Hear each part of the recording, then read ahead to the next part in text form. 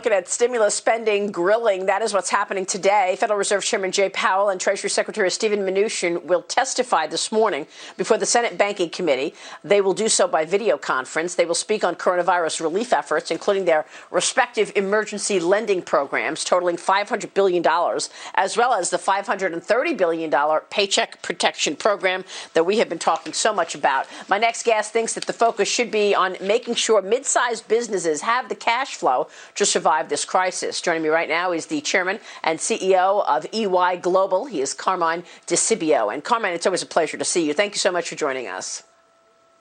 Great seeing you, Maria.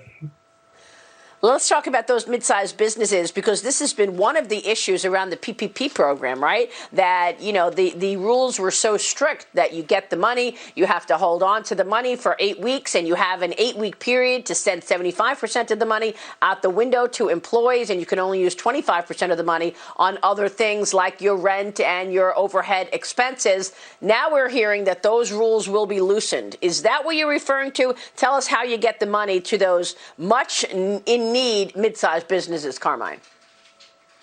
Well, thanks, Marianne. It's great being here. Look, we have to get these businesses, we have to get them money, and I think the government's trying to get them money as quickly as possible. But probably more important is we have to start getting them reopened.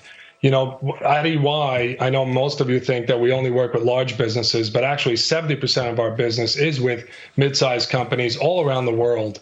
And they need to really reopen. Many of them were not able to invest in the types of technology that the bigger companies were able to invest in. And therefore, the only way they're really going to get moving is to reopen. Now, stimulus is needed. It has been needed. And I think the government's doing a good job, needs to do more as we move forward. But right now, you know, they have to really start opening. The economy needs to get going.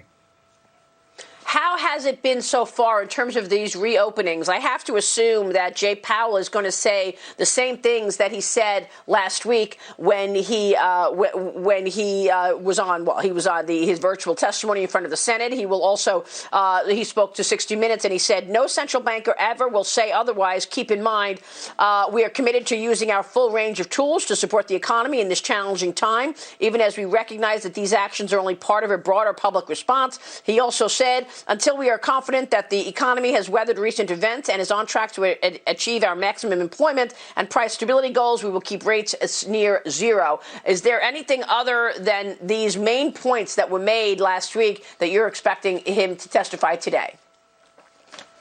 No, I think, Maria, those are going to be the main points. I think Jay Powell is trying to do everything to keep the economy going. I do think, though, here there's a bit of a misconception between some of the large companies and what we're hearing out there and some of the medium-sized businesses. A lot of large companies, including the tech companies, can easily work from home. But even they, who I know you've had some guests talk about, you know, that the tech companies are going to have people working from home throughout the year and so forth. Even they, though, when you really look at it, they have large campuses. They've always wanted their people together. That's how they get innovation. So it's not a long-term answer.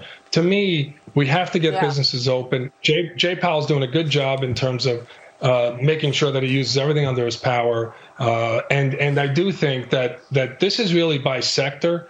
You know, some companies are able to do things, including what you had on before in terms of online retailing and so forth.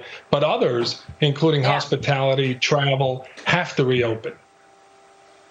Yeah, we're going to talk with Steve Wynn about that as well coming up, the former CEO of Wynn, the founder of the massive Las Vegas casino company. Talking about working from home, Mattie, how about working from home forever? Jack Dorsey announcing that mobile payments company Square will join his other company, Twitter, and they're allowing remote employees to work from home for as long as they want, even after the coronavirus crisis ends. Mattie. That's right. And I think Carmine made a good point there, which what we don't want to see as states reopen is this kind of have and have nots, you know, the division between people who are able to work from home, who are typically white collar workers, and the rest of the country who don't have that capability. Carmine, the question to you is, what else can we hear from Chairman Jay Powell today and Secretary Mnuchin that will help assure some of these mid-sized businesses? Because yes, they need to reopen, but they also need certainty from policymakers that they can stay open in the weeks and months to come. Yeah, so I do think from Steve Mnuchin and from Jay Powell, they're going to do everything possible to make sure that businesses reopen and they stay open. So any kind of stimulus package, any kind of stimulus package number 4 or whatever they call it, that needs to have business in there, because that's what's going to create jobs. That's what's going to maintain jobs. That's what's going to get us out of the 20 or whatever it is, 20% unemployment. So that's going to be important, as they testify today, and as there's more coming to businesses, medium-sized businesses. You said that 70% are medium-sized businesses at EY, that you're doing business work, consulting work, et cetera. What are you hearing, Carmine, from your companies, from your clients, in terms of the biggest takeaway from this pandemic and this shutdown? Yeah, so Maria, thanks for that question. First of all, even for medium-sized businesses, we are hearing that they have to invest more in technology, and they have to be ready for these things going forward. So investment in technology is incredibly important. We're also hearing, and this is something that from all our businesses, there have been surveys out there in terms of, are people ready to go back to work? And some of the surveys, in particular in large metropolitan area with larger companies, the surveys, the numbers are very low in terms of people wanting to go back to work. But I do think this will improve as the days go along here. And we are hearing from the medium-sized businesses that they need people up to, they need people on the ground, servicing their clients. So it's a mixed bag. I think it was well said before that, it's two worlds here, the haves and the have-nots, and we have to make sure that the have-nots are able to operate.